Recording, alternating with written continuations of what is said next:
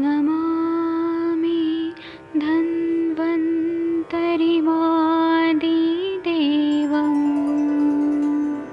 सुरासुरैर्वन्दितपादपद्मम् लोके जरामृत्युनाशं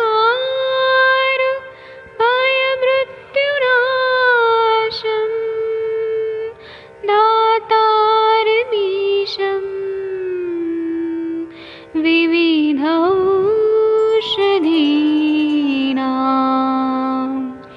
शङ्खं चक्रं जलौकां दधतं मृतघटं चारुतोर्भिश्चतुर्भिः सूक्ष्मस्वच्छादिरुद्यं शुकपरिविलसन् मौलिमं भोजनेत्रम् कालाम्बोदोज्ज्वलाङ्गं कटितटविलसत् चारुपीताम्बराढ्यं वन्दे धन्वन्तरिन्तं निखिलगदमिव प्रौढदावाग्निनीलम्।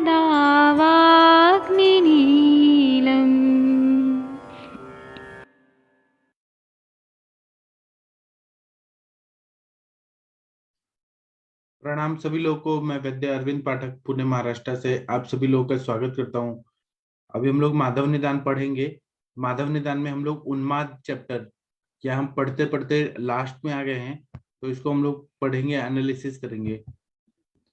इसमें ऐसे बता रहे हैं कि 30वां नंबर का जो श्लोक है उसका लास्ट वाला लाइन देखिए कि प्रविश्याशु शरीरम ही पीड़ाम कुर्वन्ति दुस्साहम।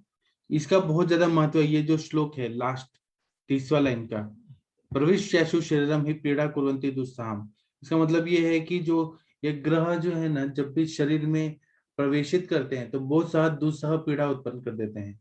दूसरा है देव शब्द से यहाँ देवताओं के अनुचर और देवताओं के समान धर्म वाले ग्रहों से प्रयोजन है, क्योंकि देवता मनुष्यों के अपवित्र शरीर में किसी प्रकार संबंध नहीं रखते। तो डायरेक्ट देवता नहीं आ रहे, जो देवताओं के अनुचर रहते हैं, जो उनके साथ रहने वाले अनुचर रहते हैं, ये समान धर्म वाले ग्रह है, वह शरीर में प्रवेशित करते हैं। सुश्रुताचार्य जी ने कहा है, क्या कहा है, तपांसि तीव्राणि तथैव दानम व्रतानि धर्मो नियमश्च सत्यम गुणास्तथा अष्टवापि तेषु नित्य व्यस्ता समस्ताश्च यथा प्रभावम न ते मनुष्ये सविशन्ति न वा मनुष्याः क्वचित् क्वचिदाविशन्ति ये त्वाविशन्तीति वदन्ति मोहाद ते भूत विद्या विषाद उपपोह्या।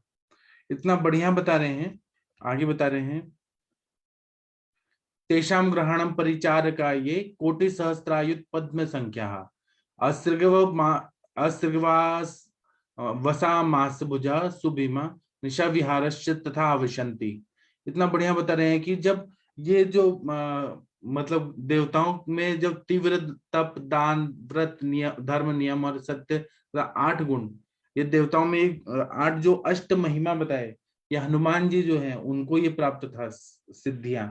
तो अणिमा रगिमा लगिमा प्राकम्य प्राकश्य ईश्वत्व वशित्व कमस्त्व जैसा इसका प्रभाव उसी संपूर्ण अथवा कुछ कम सदैव रहते हैं।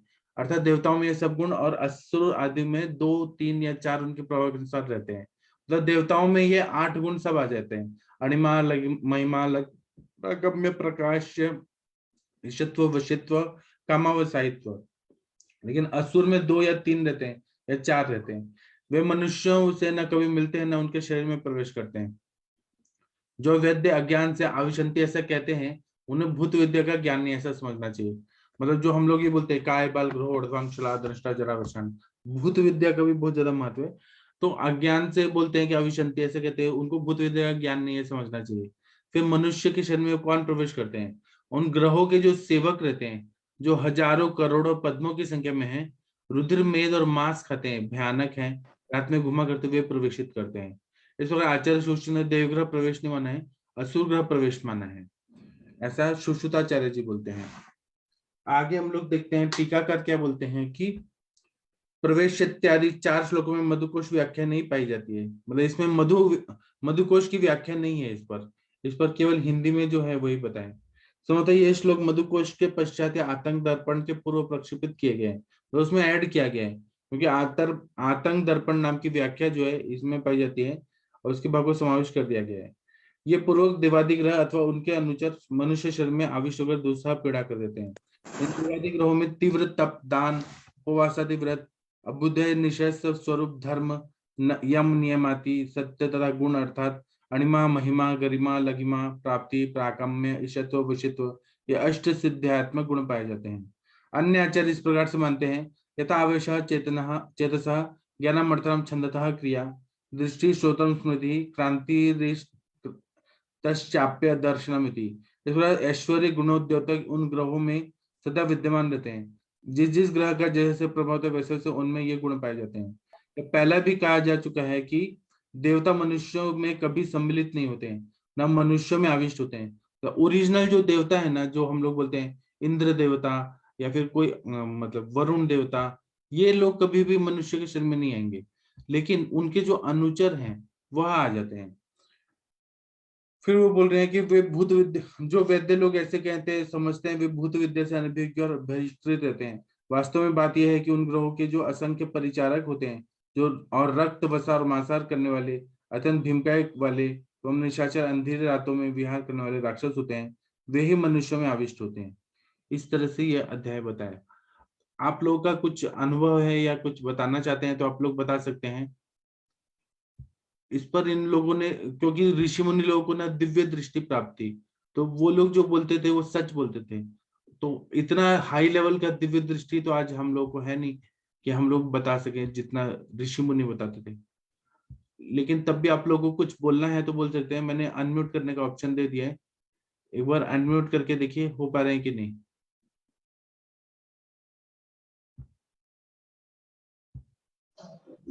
हो पा रहे हैं।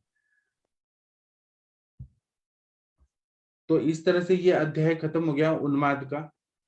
आप लोगों को एक केसेस बताना है तो बता सकते हैं। प्रणाम सर। हाँ प्रणाम, बताइए। सर जितना अध्याय हमने पढ़ा है उसके हिसाब से मुझे तो इतना समझ में आ रहा है कि अगर हम बहुत डीप में ना भी जाए तो भी जो मांस भक्षण करने वाले या फिर मदिरा पान करने वाले या फिर ऐसे जो भी काम, क्रोध, लोभ, मोह, मत्सर आदि जो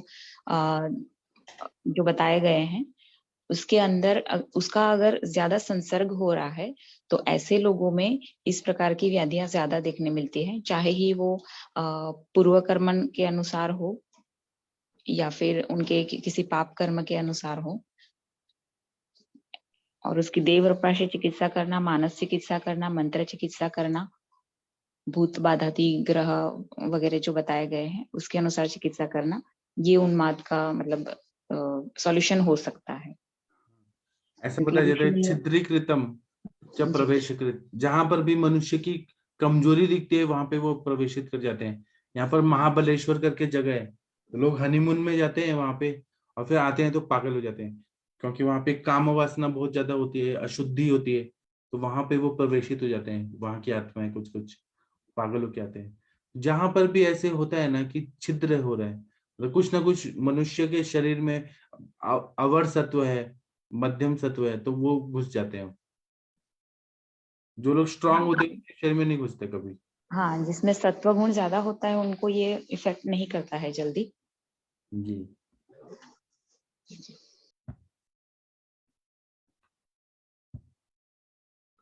किसी और को कुछ बताना है तो बताइए।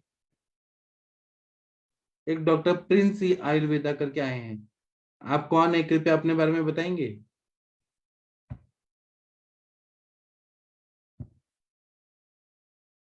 अच्छा, अभी केस टेकिंग करना है, किसी को केस बताना है तो बताइए, नहीं तो अपस्मार का निदान शुरू करते हैं। किसी को कुछ केस वगैरह बताना है।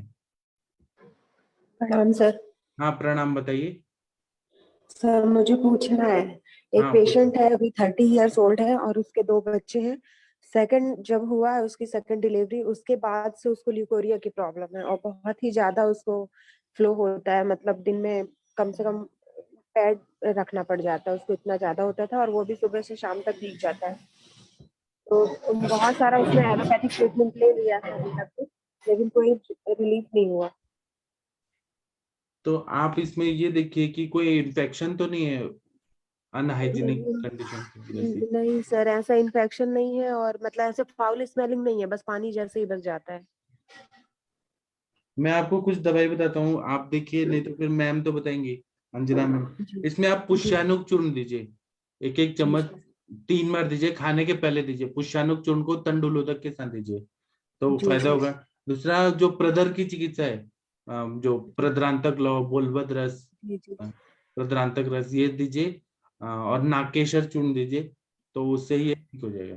दीपन पाचन का, कभी कभी कफज ग्रहणी की शिकायत रहती है, उसकी वजह से भी जी लिक्विड या वाइट डिस्चार्ज होता है। जी सर। हाँ, कभी कभी कफ बहुत ज्यादा बढ़ा होता है, फिर उसमें वमन कराना पड़ता है, उसका भी फायदा होता है शरीर शोधन करा के। बाकी जी मैम बताएंगे, अंजना मैम बताएंगी। प्रणाम सर। आप प्रणाम बताइए। सर मैम से पहले प्रॉपर हिस्ट्री पूछो। कईयों में प्रतिशय की प्रॉब्लम होती है ना, तो उनमें भी ऐसे लिकोरिया की ज्यादा हिस्ट्री देखने को मिलती है। ये भी योनि प्रतिशय का ही हम जैसे मानते हैं, तो एक बार मैम से पूरा हिस्ट्री एलेबोरेट करो। बाकी वर्षा अंजना मैम मैम बताइए, हिस्ट्री बताइए। अतिशय तो नई हिस्ट्री दी उसने, लेकिन ये है कि थोड़ा अग्निमांद्य तो रहता है, और बाकी रूटीन उसका ठीक है। सुबह 5 साढ़े 5 बजे उठती है, और नाश्ता वाश्ता कुछ नहीं रहता, सीधा खाना खाती है 11:30 12 बजे के आसपास, मैम दाल एज चावल। मैम मैम एज पहले 30, एज प्रोफेशन 30 ईयर्स है, हाउस वाइफ ही है। 30 ईयर, वेट वेट था उसका 55। और उसका हाइट कितना? हाइट तो 5 फीट के आसपास थी, 5। 5 फीट के आसपास। और बच्चा पे जो सेकंड बेबी के बाद हुआ उनका? 2 साल हो गए, 3 साल पहले सर, अभी वो 3 साल का है बच्चा। मतलब 3 साल का बच्चा है, 3 साल हो गए। मैं और बेसिक LSCS था या क्या था? नॉर्मल थी सर, दोनों बच्चे उसके नॉर्मल हुए। सूतिका का उसका जो था, सूतिका काल का उसका परहेज वगैरह सारा कुछ? हाँ, यहाँ पे जैसे करवाते हैं सर उतना किया है। शुरू में यहाँ 3 दिन तक पानी भी नहीं देते हैं, और उसके बाद से जो कुछ भी देते हैं सब वो खाया पिया होगा अपना। घी भी यहाँ ज्यादा देने का रिवाज नहीं है। और मैम उसका दिनचर्या क्या रहता है और आहार वही विहार सुबह क्या रहता है? सुबह 5 साढ़े 5 बजे उठती है, और नाश्ता नहीं है उसकी रूटीन में। 11 साढ़े 11 बजे के आसपास यही दाल चावल सब्जी लंच में। डिनर में भी यही रहता है। शाम को चाय लेती है 2 बार, सुबह भी और शाम को 4 बजे के आसपास, और चाय के साथ कुछ नहीं है ऐसे, मतलब मैदा से बनी हुई कोई चीज नहीं है। कॉन्स्टिपेशन की भी ऐसी कोई हिस्ट्री नहीं है, पर फिर भी थोड़ा बहुत आम तो रहता ही है, सोच के मैंने दीपन पाचन दिया था उसको। और क्या है, और बस स्लीप डिस्टर्ब रहती है। और एक हिस्ट्री में थोड़ा सा ये भी था, मैंने सोचा कि उसके हस्बैंड को भी इन्फेक्शन हो सकता है, वो तो नहीं आए यहाँ। तो उससे पूछा मैंने कि कांटेक्ट करने के बाद ज्यादा बढ़ जाती है ये प्रॉब्लम, तो हाँ बोल रही थी। अच्छा।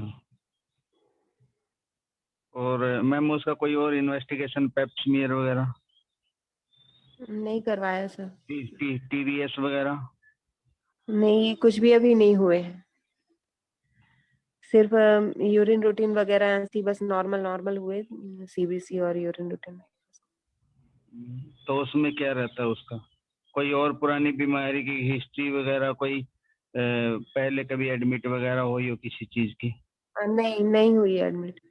डिलीवरी के टाइम पे ही बस एडमिट हुई है, और बाकी कोई लंबी ऐसे फीवर भी नहीं रहा उसको कभी लंबा। अच्छा। मैम आगे उनको एसिडिटी वगैरह रहता था क्या? नहीं मैम, ऐसी तो कोई हिस्ट्री उसने नहीं दी अभी। नहीं, क्योंकि यहाँ पे आपने बताया कि उनका आहार का जो समय है वो काफी प्रोलॉन्ग्ड है, एम्प्टी स्टमक हाँ ज्यादा रहती है ना, तो जी। कहीं ना कहीं तो उनकी हिस्ट्री रही होगी ऐसा, क्योंकि आप बता रही है थोड़ा आधमान वगैरह भी है। राइट? आधे मान नहीं है मैम, मैंने ही अपनी तरफ से सोचा कि जैसे ये इतना एम्प्टी स्टमक रहती है और जी। उसका कहना है कि एक बार ही बस वो फ्रेश होने जाती है और हो जाती है ठीक से, पर उसकी टंग जो थी हल्की सी कोटेड तो थी, एकदम निराम नहीं है। और उनका जो लोअर एब्डोमेन का पार्ट है वो थोड़ा मतलब उपसा हुआ है, ऐसा कुछ है क्या? गैसेस वगैरह बनती है, ऐसा कुछ बताती है? नहीं नहीं नहीं बनती मैम। हैवीनेस लगती है बॉडी में इसमें? नहीं, अभी अभी आई है तो सुस्ती लगती है, बोल रही थी वीकनेस टाइप की, और ओके। दिन भर ऐसे लगता है कि सोए रहो। हाँ, तो ये रस दुष्टि के लक्षण है मैडम, ठीक है, क्योंकि उनकी जी मैम, धातु रस ठीक से दुष्टि पोषित नहीं हो रही है, तो रस दुष्टि की वजह से की आम वजह भी से, कहीं हाँ कहीं पे यहाँ पे इन्वॉल्व है, तो आपको उनकी रस धातु पे काम करना होगा। क्षयात्मक संप्राप्ति जिसको बोलते हैं ना, उस टाइप के लक्षण है। जी तो ताप्यादि जैसे पाचकवटी वगैरह तो चलाइए, साथ में जी। ताप्यादि लो या नवायस लो। और भूख ठीक से नहीं लग रही है ना, मतलब जब खाना खाने का मन करे तभी खा रही है या फिर ऐसे ही टाइम हो रहा है खा रही है? नहीं, टाइम हो जाता है तो भूख भी लग जाती है, उसका कहना था। ओके, ठीक है, फिर भी थोड़े दिन के लिए सुंठी वाला काढ़ा चला दीजिए, जी ठीक है। और जैसे सर ने बताया, प्रदरांतक लोह नवायस चूर्ण, त्रिकटु चूर्ण, पुष्यानुक जी चूर्ण, जी। और कोई अगर हो, हाँ जी, कुमारियां मतलब की हो तो फिर भी चला दीजिए। कॉन्स्टिपेशन तो अच्छा, नहीं है ना? मतलब आप नहीं देख नहीं। लीजिए कि सामता निरामता के लक्षण आते हैं कि नहीं, उसके अनुसार आप चिकित्सा करिए। जी अगर मैम। कॉन्स्टिपेटेड बाउल है तो थोड़ा हल्का सा विरेचन वगैरह भी करा दीजिए। जी तो मैम, मतलब वो आपको एक्चुअली बढ़िया 2 साल से है, चिकित्सा करनी है। हाँ जी। तो उसको और कुछ इन्वेस्टिगेशन कराने हैं क्या स्पेशल अपन को? नहीं, जैसे कि आपने सारे कराए ही हैं, यूरिन का एक बार करा लीजिएगा। नहीं, बस यूरिन रूटीन माइक्रोस्कोप बस कराया है, कल्चर सेंसिटिविटी नहीं कराया है, सिर्फ और सीबीसी कराया है, और कुछ भी नहीं हाँ, कराया। तो एक बार सीएस करा लीजिए, ठीक है। इन जी केस अगर कोई माइक्रोबायोलॉजिकल इन्फेक्शन रहेगा तो उसमें आ जाएगा। और और मैम पर्सनल हाइजीन के लिए उनको जरूर बताइएगा, जी दूध वगैरह पीने के लिए बोलिए, ठीक है। जी। अगर ऐसा लगे तो आप प्रक्षालन के लिए बोल दीजिए, डूश या ऐसा कुछ कल्पना में स्फटिका से जैसे हम कराते हैं। अच्छा, इस की पंचवल्कल को आज से। पंचवल्कल क्वास से भी चलेगा। जी और जात्यादि मैम, घृत का मैंने उसको टिश्यू रखने दिया के था। लिए भी बोल दीजिए। जी जी, फर्स्ट टाइम आई थी ना, तब मैंने उसको चंद्रप्रभा वटी और ये अपना सुपारी पाक का आजकल वो आता है ना, पूग पांशु पाक, जी। हाँ वो दिया था, और एक और चीज कुछ दी थी, तो उससे अभी 40% उसको रिलीफ है। हाँ, एक जी ल्यूकोब्लास्ट सिरप आती है ऐसी, वो दी थी। तो जी जी। उसका कहना था कि मतलब आधे से तो कम है, लेकिन बहुत पहले से कम, मतलब अब उसको कुछ पैड वैड नहीं यूज करना पड़ रहा है। फिर जी अभी खांसी आ रही थी तब थोड़ा सा बढ़ जा रहा था, तो इस बार मैंने उसको पुष्यानुक चूर्ण दिया है। हाँ, प्रद्रांतक लॉ भी दिया था पिछली बार में, अब इस बार उसको धात्री लॉ दिया है। धात्री लॉ चलेगा मैम? हाँ हाँ, चलेगा। श्रुंग बस में थोड़ा ऐड कर दीजिएगा, अगर खांसी वगैरह का बता रही है तो पुष्कर के साथ श्रुंग ऐड कर दीजिएगा। एक्चुअली वर्षा मैम, जी मैम, नमस्कार। प्रणाम प्रणाम। मैम। नमस्कार नमस्कार। एक्चुअली वर्षा मैम, देखिए ऐसा होता है ना, सबसे पहले जो आपने हिस्ट्री दी है ना कि उसको 3 साल हुआ है, अभी 3 साल के आसपास हुआ है, तो जो हम लोग अभी जो धातु पोषण होता है सूतिका का, उसमें 3 से 5 साल वैसे भी लगते हैं। और जैसे अभी आशा मैम बता ही रहे थे कि धातु पोषण क्रम में कहीं ना कहीं पहली बात गड़बड़ी हो सकती है, तो धातु पोषण क्रम पे आपको करना होगा। इसका मतलब ये है कि कहीं ना कहीं ग्रहणी दृष्टि पे आपको कार्य करना होगा, है ना। और जी उससे क्या है, उसका थोड़ा सा हम लोग खुद ही कहते हैं ना कि 3 से 5 साल तक पहले बच्चा नहीं करना है, एक बच्चे के बाद कम से कम 3, ज्यादा से ज्यादा 5 साल का गैप करना है। सेकंड टाइम में क्या होता है ना मैम, आपने ये नहीं पूछा कि उसने फीडिंग कब तक कराई, कितने साल तक बच्चे को फीडिंग कराई। समटाइम्स मदर थोड़ा जी सा 3 साल तक भी, 2.5 साल तक भी फीडिंग कराती हैं, तो उसका भी जी बहुत इफेक्ट आता है।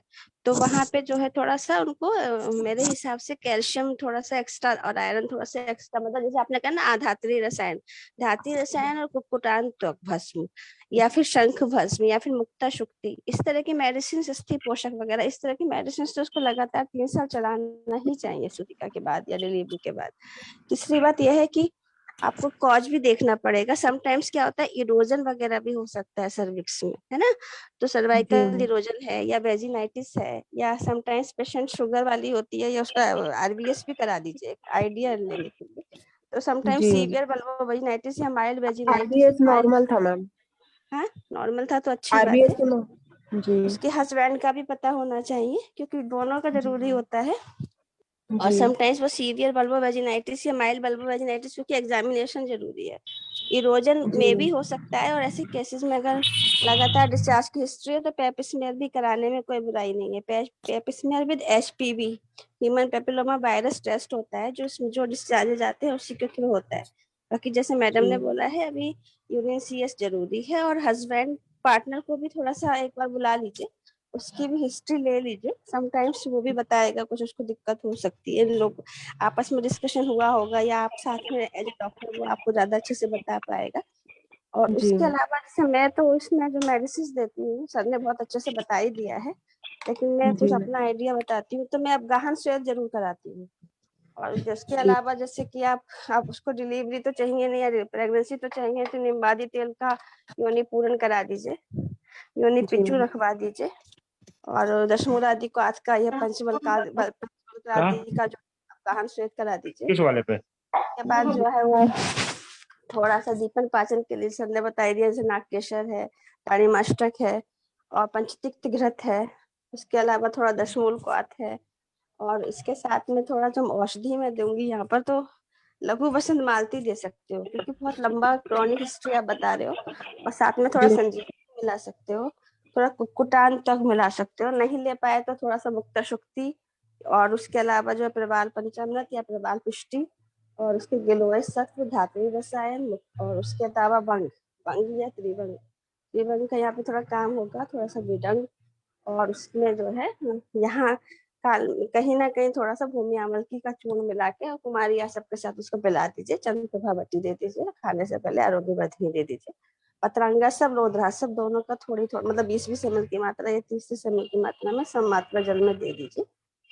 और क्लीनिंग को और थोड़ा हाइजीन को मेंटेन करना बता दीजिए। और बाकी जैसे जैसे जी चलता है आप उसकी स्टडी करिए, ठीक है। जी मैम।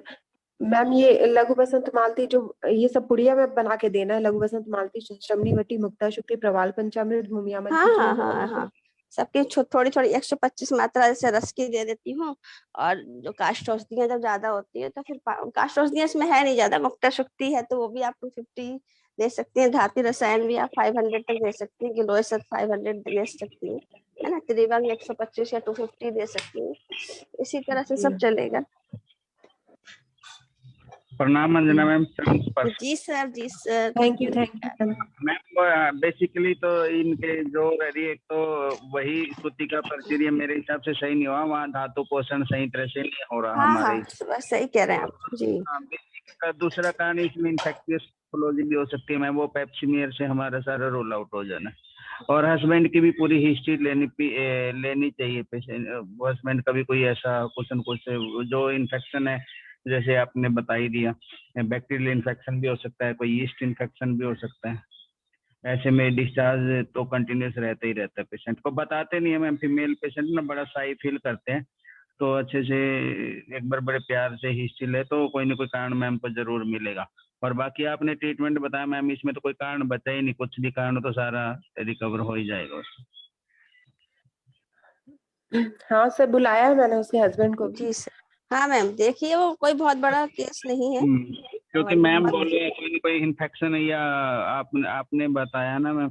और अवगाहन में मैम आप क्या उसमें कैसे क्या करते हो अवगान स्वेद के लिए? एक्चुअली क्या करोगे आप ना, एक बाल्टी गर्म पानी बना लो, है ना, गुनगुना पानी। उसमें जो भी क्वाथ आपको लेना है ना, क्वाथ की मात्रा थोड़ी बढ़ा देते हैं, 1 लीटर क्वाथ की मात्रा उसमें बना के छान के डलवा देते हैं। और भी टब टब बाथ जैसे होता है, टब बाथ, या फिर तो जैसे जनरली बैठने वाला टब तो मिल ही जाता है सबके यहाँ, प्लास्टिक वाला। उसी में पानी जी डाल के उसी में पेशेंट बैठ के आराम से गहरी गहरी एक्सरसाइज जैसे थोड़ी सांसें लेता है तो उसका बहुत इफेक्ट आता है। क्वाथ में द्रव्य में यही पंचवल्कल या त्रिफला क्वाथ, त्रिफला वाले भी द्रव्य डाल? दशमूल ले सकते हो, वरुणादि ले सकते हो, पंचवल्कल ले सकते हो, त्रिफला भी ले सकते हैं सर, कुछ भी ले सकते हैं अकॉर्डिंग। अन्ना मैम, इसमें क्वाथ अगर लेंगे तो भरड़ के फॉर्म में बनाया हुआ ही लेना चाहिए ना? हाँ, जैसे जो हम मात्रा पीते हैं मैडम ना, उसी को उसी तरह से बनाते हैं, और उसका 1 लीटर लगभग ज्यादा, थोड़ी मात्रा थोड़ी ज्यादा बना के इसमें जो है हम लोग डाल देते हैं। ओके, ठीक है मैम। मैम इसमें जैसे चंद्रप्रभावती देंगे तो वो सिर्फ एक बार देना है दिन में? नहीं मैडम, जो तो बोली 2 बार, कम से कम 2 बार, ज्यादा से ज्यादा 3 बार। जी मैम। पाठक सर प्रणाम। पाठक सर Thank you. चलिए। हाँ प्रणाम, बताइए। सर आप भी बताओ अपने वाला। मैंने तो शुरू में मैंने ही बताया ना सब। पुष्यानुक चूर्ण आगे और भी मैंने बताओ। प्रद्रांतक रस, प्रद्रांतक लौ, बुलबद रस, नागकेशर चूर्ण, मैंने तो पहले ऐसे बता ही दिया सब। ये तो हमारे जैसे लोगों के लिए जिनको गायनिक वायनिक का नहीं आता तो सीधा ये दे दो। मैंने जो बताया इससे सच में फायदा हो जाता है, तुरंत फायदा हो जाता है। जी बाकी सर, मैंने यही दिया था अभी, बोलबद्ध रस भी दे रही हूँ उसको, प्रद्रांतक लौ भी दिया था पहली बार में तो, और पूगपांशु योग वही तो 40% तो रिलीफ है बोल रही थी, लेकिन अब चैलेंजिंग टाइप का मुझे बोल रहे हैं ना वो लोग, मतलब ठीक करना ही है, 2 साल से प्रॉब्लम है तो। मैम कई बार इंडायरेक्ट फीवर भी पेशेंट को होता है तो भी ऐसा देखने को मिलता है, और प्रतिशय वाले पेशेंट को भी देखने को ऐसा मिलता है। मैम मैं और एक काम करा रही हूँ, मनोवैज्ञानिक पे भी काम करो। एक एक्सपीरियंस जैसे सर बता रहे हैं ना, ऐसे मैं बता रही हूँ, मैंने एक वर्क जो है अभी थीसिस का वर्क स्टार्ट कराया है, रिसर्च वर्क, जो आप देखोगे चरक संहिता देखोगे तो उसमें योनि व्यापक चिकित्सा दिया है अध्याय 30 में। उसमें उन्होंने दिया है कि आमला जो है ना, उसकी जो गुठली होती है, मतलब आमलकी का जो बीज होता है, उसकी जो गिरी होती है, मतलब उसके बीज की जो मज्जा होती है, उस मज्जा को मैं पेशेंट को दे रही हूँ, और मतलब स्टूडेंट्स मेरे अंडर में काम कर रहा है, तो उसका इफेक्ट बहुत अच्छा आ रहा है ऐसे केसेस में। जैसे आपने एक बार पूरा इस तरह की मेडिसिन जैसे मैं दे देती हूँ फर्स्ट टाइम सेकंड टाइम तक, कि जस्ट कोई भी इन्फेक्शन या कोई भी कॉज अगर है तो वो अच्छे से हट जाए, और उसके बाद अगर पेशेंट उसका आमलकी का जो मज्जा है, मतलब बीज की जो मज्जा है, उसका सेवन करता है, और मुझे लग रहा है वो सिता के साथ ही है, शायद शर्करा के साथ। 2 तरह का बताया है, एक तो आमल की रस बताया है और एक आमल की मज्जा बताया, तो मैंने 2 ग्रुप बनाए हैं और दोनों ग्रुप में कंपैरिजन स्टडी करा रही हूँ। उसका रिस्पॉन्स जैसे जैसे आएगा मैं आप लोगों के साथ शेयर करूंगी। बहुत अच्छी ड्रग है, और ओवर जैसे इस कंडीशन के पेशेंट के लिए जिसमें कि बहुत वीकनेस हो रही है और बहुत डिस्चार्जेस हो रहे हैं, और जहाँ तक कहते हैं इसका वैसे ना पायरोक्सिया फर्नन कॉलेज और PUO पायरोक्सिया फर्नन कॉज ऐसे ही होता है, परवेजनल डिस्चार्जेस ऑफ अननोन कॉज। तो उसके लिए हम मानसिक रूप में भी काम करेगी अमल की, रसायन का भी काम करेगी अमल की, और स्पेशली उसकी मज्जा में कुछ इस तरह की खासियत होगी, तभी हमारे आचार्य जी ने लिखा है, तो हम उसको थोड़ा सा प्रैक्टिकली लेके आ रहे हैं। तो मैंने शायद 1-2 बार पहले भी शेयर किया है इसी प्लेटफॉर्म पे, और अब मैं इसको मतलब लेके काम चल रहा है मेरा। 8-10 पेशेंट जो है हम लोगों ने रजिस्ट्रेशन कर दिए हैं, 60 पेशेंट पे हम लोग वर्क करेंगे 30-30 के ग्रुप बना के, फिर जो रिजल्ट आएगा, क्योंकि उसको मैं हर तरफ से देख रही हूँ, मतलब लीवर पे क्या इफेक्ट आ रहा है, लिपिड्स पे क्या इफेक्ट आ रहा है, इसके अलावा हीमोग्लोबिन पे क्या इफेक्ट आ रहा है, और उसके अलावा जो है उसकी शुगर पे क्या इफेक्ट आ रहा है, मतलब पूरी बॉडी मेटाबॉलिज्म पे क्या इफेक्ट आ रहा है, हाइट वेट पे क्या इफेक्ट आ रहा है, सब मैं इस पे वर्क कर रही हूँ। मैम इसकी डोज कितनी देंगे? चूर्ण की डोज के हिसाब से दे सकते हैं ना सर उसको, 3 से 6 ग्राम तक। हाँ मैम, इसमें ना जो आम की गुठली होती है ना, आम की गुठली का वो भी पीस के देते, तो उसमें भी बहुत सारा कहीं आम्र मज्जा, आम्र मज्जा का है जी सर, है।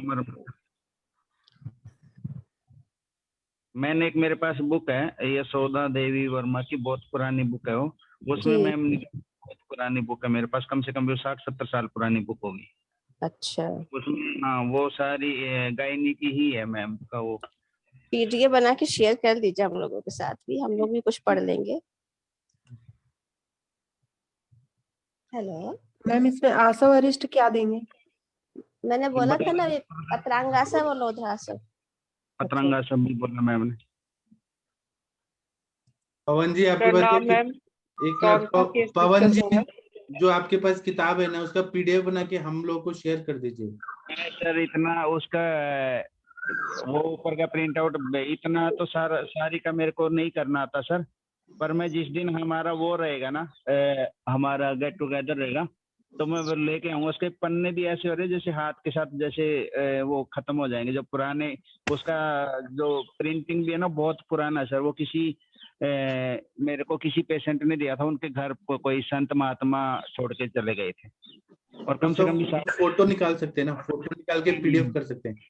ठीक है, मैं 1-2 पेज के ना जो भी आएगा ना ग्रुप में जो इस भी व्याधि का, तो उसमें मैं हाँ, उसकी कर दे के करूंगा केवल कुछ न फोटो कुछ। निकाल के भेजना है। हाँ, जी सर, ये आम्र मज्जा का तो प्रयोग हमारी गायनी की जो मैडम थी वो भी बताती थी, क्योंकि वो बोलती थी कि इसके अंदर ना काफी सारे न्यूट्रिएंट्स रहते हैं, तो ये हमें जैसे आंवले का जैसे गुण है ना, उसी प्रकार से इसके भी गुण हैं। अन्ना मैम, इसमें मेरा एक क्वेरी था, हम थोड़ा पीआईडी भी रूल आउट कर सकते हैं क्या इसके अंदर, इस केस में? हाँ मैम, पीआईडी तो है ही, इसलिए तो यूरिन सीएस में आएगा ना, कोई इन्फेक्शन उस तरह का होगा तो पीआईडी तो सबसे बड़ा कॉज होता है लिकोरिया का। मैम ने बोला ना वोल्टासा उसके लिए, पेप्समियर और उसके लिए भी बोला है ना, टीवीएस के लिए भी बोला ना मैंने। एचपीवी, हाँ, ह्यूमन पेपिलोमा वायरस। जी। डॉक्टर आरती शर्मा जी, आप कुछ पूछना चाहती हैं? डॉक्टर आरती शर्मा मैम, कुछ बोलना चाहती हैं आप? प्रणाम सर, मैं सर पूछ रही थी ये किस चीज के बारे में डिस्कशन हो रही है? आज थोड़ा लेट ज्वाइन किया अभी मैंने। अच्छा, ये केस डिस्कशन हो रहा है वाइट डिस्चार्ज का, लिकोरिया का। Okay okay sir, thank you. जी। डॉक्टर मीनल गुप्ता मैम, आप कुछ बोलना चाहती हैं? प्रणाम सर। सर अभी जो पवन सर ने कहा आम्रफल मज्जा, सर तो उसमें किसी भी मतलब आम की किसी भी वैरायटी का, जो आजकल आम चल रहे हैं, अगर तो हम किसी भी वैरायटी का आम का फल मज्जा स्पेसिफिक यूज करना है, या फिर किसी भी आम की फल की वैरायटी का यूज कर सकते हैं? कोई भी कर सकते हैं, फायदा होगा। ठीक है सर। सर हमारे मैम तो बताते कि जो ऋतु के अनुसार पूरे तरीके से परिपक्व हो ना, वैसे आम्रफल का सेवन कराना चाहिए, वैसे आम्रफल की मज्जा का यूज करना चाहिए। जी। Okay ma'am. जी, क्योंकि आजकल तो सब हाइब्रिड वगैरह भी बनाते हैं ना, किसी भी सीजन में आम मिल जाते हैं, अभी वैसे वाला आम नहीं यूज करना है। जी। आशा मैम, आपकी उधर कोयल बैठी है। जी सर, जी। एक्चुअली मेरे घर के पास बच्चों की हॉस्टल है, तो यहाँ पे काफी सारे मंत्र प्रार्थना वगैरह भी सुनाई देती है। जी। सर जहाँ सात्विक वातावरण होता है कोयल वहाँ बोलती है, वहाँ पे वंदना मैम की भी वहाँ बोलती है, और कहीं कहीं भी। हाँ, वंदना मैम तो कल पता नहीं कहाँ चली गई, बीच में लेक्चर के बीच में ही चली गई थी, अभी भी नहीं आई मैम। ठीक है, और किसी को कुछ केस बताना है? एक प्रिंस आयुर्वेदा करके कुछ क्वेश्चन पूछे हैं, ग्रुप में भी पूछे हैं, यहाँ भी पूछे हैं। प्रिंस आयुर्वेदा जी कौन है? प्रिंस आयुर्वेदा जी हैं कि चले गए? शायद चले गए। और किसी को कुछ केस बताना है क्या, या कुछ डाउट है? जी प्रणाम सर। सर मैंने हाँ। कल पूछना था, तो काफी ज्यादा लोगों ने हाथ खड़ा किया था। मेरे एक पेशेंट है, उसके ना झाइयाँ बहुत ज्यादा है, और उसकी पुरानी हिस्ट्री क्या है कि उसको पहले पीरियड से रेगुलर नहीं आते थे, तो 8 इयर्स उसने ना हार्मोनल ट्रीटमेंट लिया था पीरियड्स के लिए, अनमैरिड है अभी वो। तो जी। उसके बाद से उसको पीरियड्स तो ठीक हो गए, और बट उसको ओबेसिटी हो गई, पीरियड्स बस हार्मोन्स के साथ ही आने लगे। तो साथ में उसको संग्रहणी भी हो गई, क्योंकि उसने कहीं बाहर से कोई डाइट प्लान लिए थे, जिससे उसको ये कीटो डाइट, कार्बोहाइड्रेट माइनस कर दिया, सिर्फ प्रोटीन प्रोटीन ऐसा कुछ किया उसने। तो उसका वेट लूज तो हुआ, बट उसको एक तो फेस पे झाइयाँ आनी शुरू हो गई जब उसका वेट लॉस हुआ, और साथ में उसको पीरियड्स की एबनॉर्मेलिटी हो गई, जिसकी वजह से 8 इयर्स उसने साथ में ट्रीटमेंट भी लिया। फिर जब वो मेरे पास आई तो उसको संग्रहणी दृष्टि भी थी, और फेस पे बहुत सारी झाइयाँ और बहुत सारे स्किन डिजीज उसको साथ के साथ शुरू हो गए। कहीं उसको एक्जिमा होने लगा, कहीं ऐसे जगह जगह ब्लैक ब्लैक पिगमेंटेशन होने लगी। तो वही संग्रहणी का तो उसका ट्रीटमेंट हो गया है। तो उसके साथ में उसको भी 3 बार रिसेंटली कोविड हुआ है, हर 2-2 3-3 महीने के बाद उस पर कोविड हो रहा है। बैंक में वो जॉब करती है लड़की। तो मेरे को ये था कि झाइयों के लिए कोई हम नस से या कोई ऐसा ट्रीटमेंट दे सकते हैं, क्योंकि वो कह रही है कि मैं अपने आप नहीं आ सकती, तो सिर्फ मेरे को नाक में डालने का कुछ ऐसा बता दीजिए जो मैं 2-3 दिन आप मेरे को कर दो, मैं अपने आप कर लूंगी। इसमें आप कुमकुमादि तेलम का नस से कर सकती हैं, बहुत अच्छा फायदा होता है। कुमकुमादि तेलम अच्छा क्वालिटी का मिलना चाहिए। और आपको ना इसमें वर्णगन वर्णगन का तेल आता है, आपके उधर आता है कि नहीं पता नहीं। वर्णगन का तेल का नस्य, वर्णगन का काढ़ा का पीने के लिए। फिर गंधक रसायन बहुत अच्छा काम करता है, गंधक रसायन। और एक फेस पैक है जो हमारे सर के फॉर्मूला बुक में है, मैं अभी लेके आ रहा हूँ। हमारे ये मुकेश साहू जी ने भी यूज किया है, बहुत अच्छा फायदा होता है। जी सर। जी। मैम कई जो बार सर किंशु का कौन सा तेल बताया था अभी आपने जो सबसे पहले? कुमकुम आदि तेलम, जो फेयर एंड कुमकुम आदि लवली में तेल, रहता है। वो व्यास कंपनी भी बनाती, तो वो यूज कर सकते हैं? मुझे कंपनी का नहीं पता। अच्छा सर, तो वो कितनी मात्रा में यूज करें हम कुमकुम आदि तेल? नस्य के रूप में प्रयोग करिए। नहीं, जैसे आपके वाला है वो तो हम 20-30 ml तक भी दे सकते हैं, तो ये कुमकुम आदि तेलम कितनी मात्रा में मैं उतना ही मात्रा में देते हैं, मतलब मेरे पास मृदुपा की है। सुनिए, आपके स्क्रीन पे दिख रहा है फेस पैक, मुकेश साहू जी ने भी बहुत ये यूज किया है, बहुत अच्छा रिजल्ट आता है। ये कोई भी झाइयां वगैरह रहते हैं ना, सब निकल जाता है। कोई पढ़ेंगे क्या ये तो बर्तन मांज रहा है पानी से। देखिए मैं हमें जी। सर सर हिस्ट्री तो कई बार पेशेंट का ये भी होता है ना, सीवियर एनीमिया होता है, अम्ल पित्त जैसी संप्राप्ति होती है, कई बार लीवर प्रॉब्लम भी होती है, कई बार सन नहीं एक्सपोजर सर, मैंने सारा अच्छे से पूछ लिया, ऐसा कुछ नहीं। वो सारा दिन उधर एसी बैंक वाले में जॉब करती है।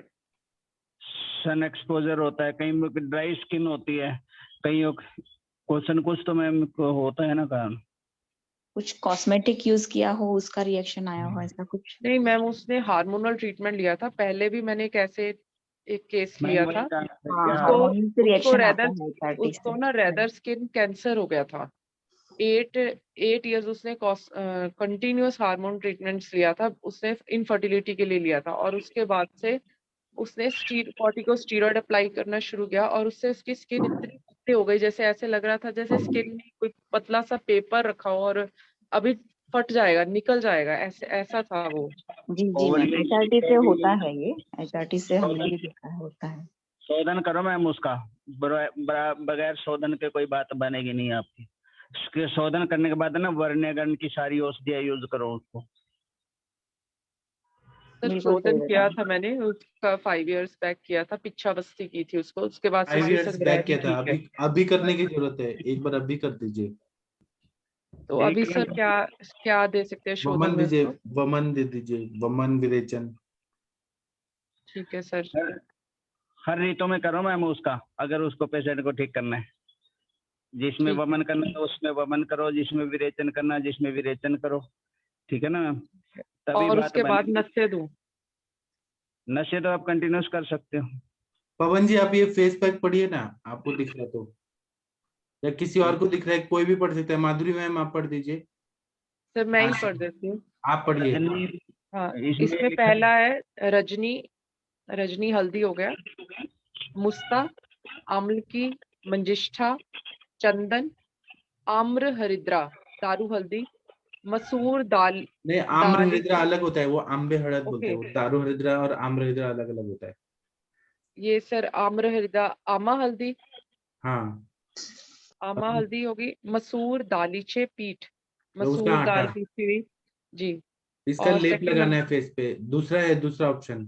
हाँ, मुस्ता, मंजिष्ठा, रजनी, आम्लकी, दारवी, दारवी सर रसांजन या देवदारू, हाँ।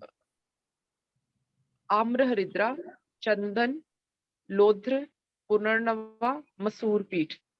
पीठ मतलब आटा। जी सर, ये तो सर शुरू करवा दूंगी मैं से। इससे आप करिए और देखिए, सच में 45 डेज में पूरा झाइयां कम हो जाती हैं, बहुत अच्छा रिजल्ट आता है। ठीक है सर, ये मैं शुरू करूंगी। Thank you so much. ये कभी फेल नहीं हुआ है फेस पैक, बहुत अच्छा रिजल्ट आया है। ये आमर हरिद्रा क्या होता है सर? आंबे हड़द बोलते हैं ना, आपकी भाषा में क्या बोलते हैं? अम्बा हल्दी।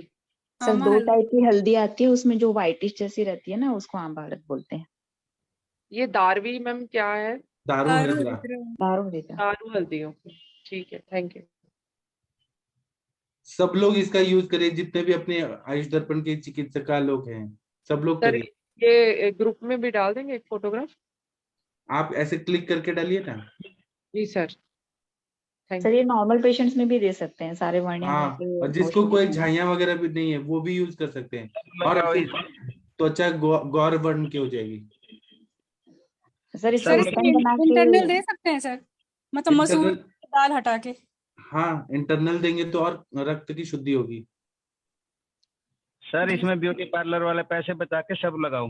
हाँ सब लगाइए, नेचुरल है। और यंग दिखिए, और ज्यादा यंग दिखिए। फिर ये मत बोले ऐश्वर्या राय बहुत सुंदर है, आप लोग ही सुंदर हो जाएंगे सब।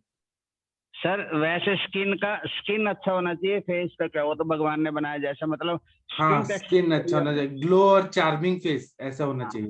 वो तो बाकी जो भगवान ने बनाया जैसा वैसी मर्जी बनाया, तो ऐश्वर्या राय को क्या थोड़ा सा उनका फेस स्ट्रक्चर बढ़िया दे दिया। स्किन तो बहुत सारे लोगों का बहुत अच्छा होता है, और हाँ मेरे को तो लगता है जो एक्टर लोग होते हैं उनका स्किन तो कॉस्मेटिक लगाते हैं, ऐसा कॉस्मेटिक के बगैर देखे बगैर उसके तो बहुत अजीब सा लगता है।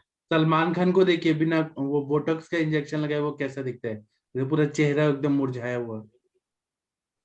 अरविंद सर प्रणाम। हाँ प्रणाम, बताइए। सर इसमें मेरा भी एक पेशेंट चल रहा है, इसको चेहरे पे भी ब्लैक धाइयां हैं, पर उसकी शुरुआत जो सर हुई है वो पैरों से हुई है। उसके पैरों पे, उसकी लेग का जो 1/4 एरिया है पूरा, वो ब्लैक पैच सा है, उस पे जैसे झाइयां होती हैं वैसा ही ब्लैकनेस है, पर उसमें ईचिंग भी है। तो उसको फंगस है ना वो?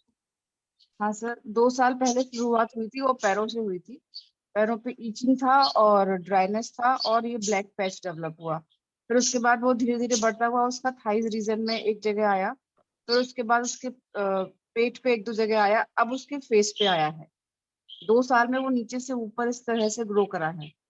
तो अब इस टाइम फेस पे, वो मेरे पास जब आई तो उसके फेस पे हल्का पैच आ चुका है, साइड्स ऑफ द फेस पे ब्लैकनिंग का।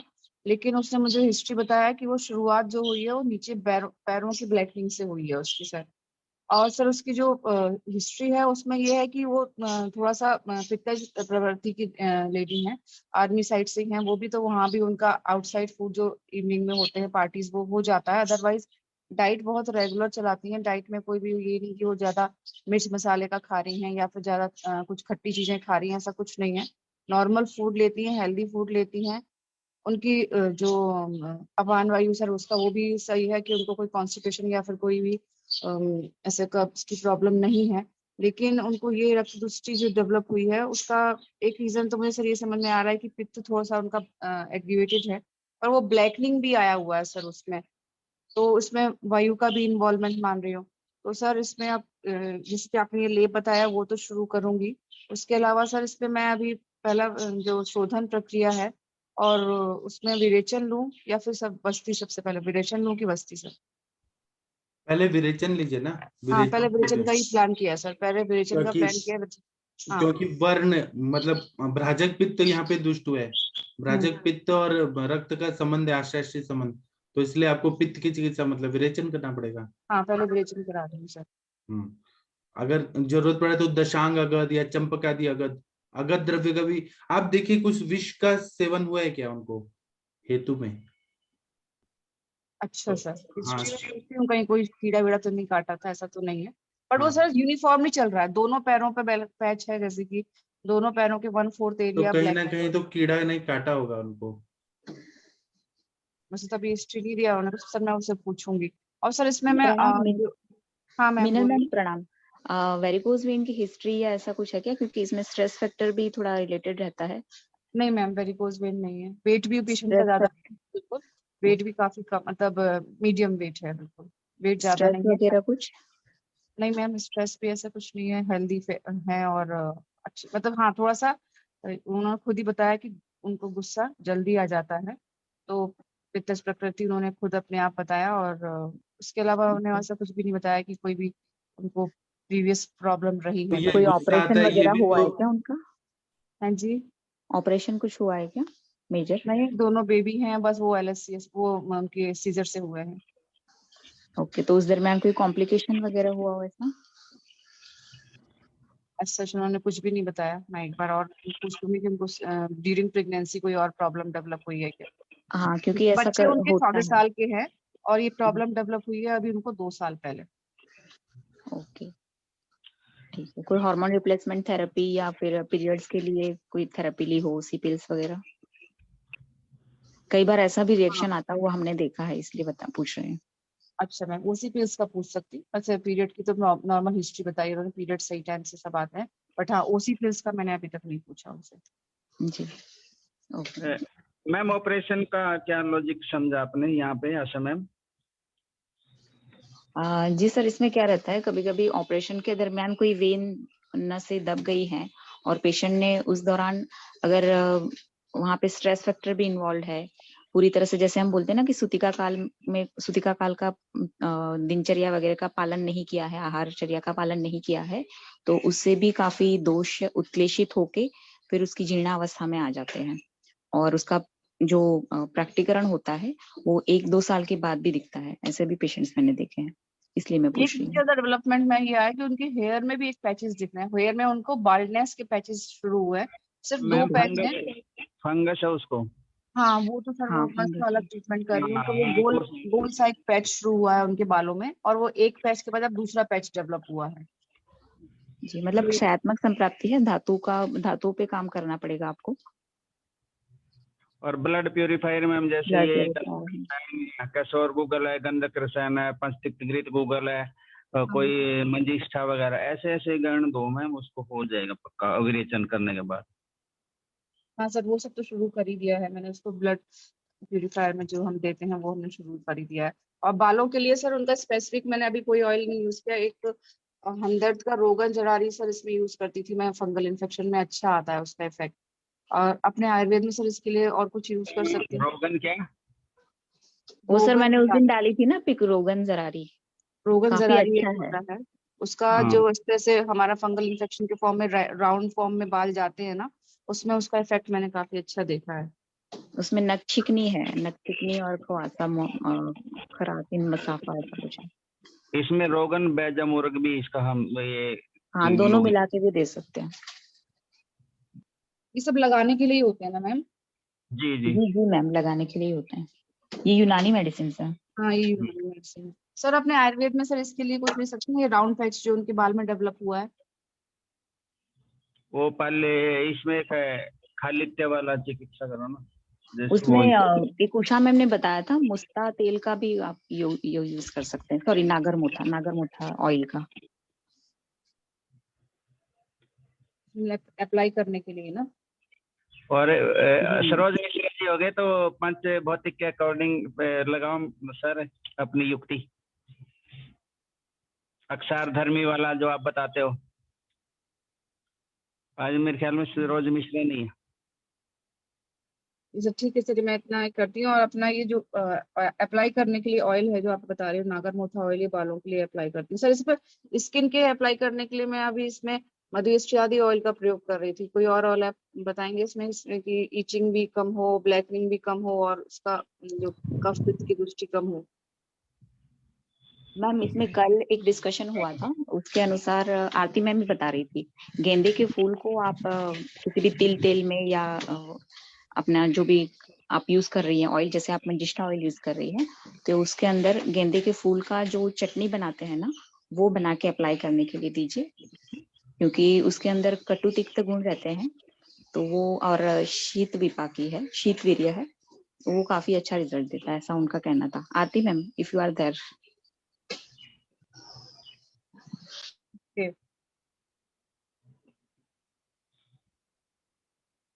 आप बालों के लिए तो मैम सारे ही यूज कर लो, आप कोई भी तेल खुद बना लो, उसमें 4-5 तो प्रोडक्ट ही होते हैं, सिकाकाई होता है, भांगरा होता है, उसमें आंवला होता है। वो चीज तो मैं जनरल ग्रोथ के लिए यूज करती हूँ, वो तो यूज कर ही रही हूँ। उसमें वर्णगण की थोड़ी औषधियाँ डालो, जैसे नीम भी डालो, उसमें हरिद्रा डालो, ऐसी ऐसी चीजें डालो मिक्स करके। हाँ सर, मैं अभी भृंगामल की यूज कर रही हूँ उनके हेड के लिए और बॉडी के लिए। हाँ जी मैम। एक और योग आया है, उसमें क्या है ना, जैसे कड़वे परवल जो होता है ना, उसके पत्तों का अगर रस मिल जाता है, मिल जाएगा मैम। हाँ, उसका लेप बना लीजिए, मतलब जो कड़वे पत्ते परवल है उसके पत्तों का लेप लगा लीजिए, उसको लेप लगाएंगे तो उससे भी जो है ये जो आपको हेयर वाली प्रॉब्लम होती है ना, सब बहुत इफेक्टिव होता है। Okay ma'am. हाँ ठीक है मैम, ये तो मेरे सराउंडिंग से मिल जाएगा जी। और उसमें मैं प्याज, अदरक का वो रस निकाल के वो भी आप मसाज कर सकती हैं। कौन से पत्ते बोले रंजना मैम ने? कटु पटोल की जो बेल होती है ना, उसके पत्र लेकर, वो मेरे सराउंडिंग में है भी, वो उसको लेकर और उसका रस निकाल कर उस पैच पे लगाना है मैम। प्रक्षालन कम करके मैं तो लीच का सोच रही थी, बाद में करूंगी लीच, अभी नहीं करूंगी। अभी इसको शुद्धि का ये वाला पहले विरेचन कराने के बाद में सेकेंड थर्ड वीक में लीच का एप्लीकेशन को सोच रही थी, बट उससे पहले ये लगवा दूं। सर परेशान करके लगवाऊं मैम कि ऐसे ही लगवा दूं? इसमें तो जनरली हम लोग ऐसे ही यूज करते हैं ना, ओके मैम। पेशेंट नहीं तैयार होता है जल्दी से तो ऐसे ही यूज करते हैं। तो आप देख लो, पहले ऐसे लगा के देख लो, जो कि उससे ज्यादा इफेक्ट आएगा। शास्त्रोक्त लेप भी है और हम प्रैक्टिकली भी यूज किए हैं, ओके इस समय मिल भी जाएगा। Okay, thank you ma'am.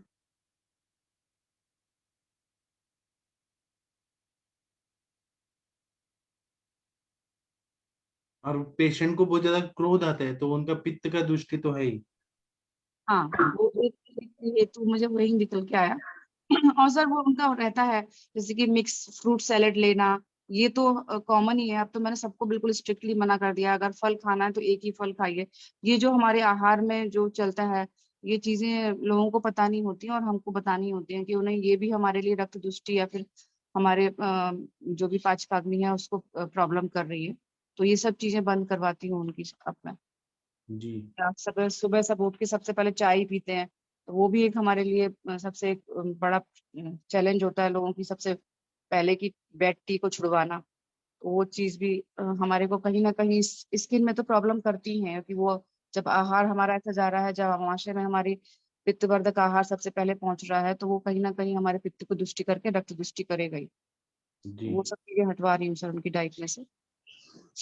Ji ma'am, बिल्कुल सही बताया आपने। चाय वाला तो एक फैक्टर बहुत ही मतलब बहुत परेशान ज्यादा हो है, जाते हैं लोगों को बिल्कुल। समझाते समझाते कि नहीं आपकी मैम, आम ये दृष्टि हो रही है, पित्त दृष्टि हो रही है, लेकिन नहीं समझते। इतना मतलब गिड़गिड़ाते हैं कि नहीं मैडम इतना तो चाहिए, 1 कप तो पीने के लिए दीजिए। नहीं मैम, मेरा तो ये है कि बिल्कुल पहला फंडा है कि सबसे पहले आप उठ के, मैं जो कहती हूँ, आप दूध और थोड़ा सा पानी मिला के, दूध को ऐसे लोग कहते हैं भारी हो जाता है, तो हल्का सा जी पानी मिला के और एक मुट्ठी नट्स के संग सबसे पहले लीजिए।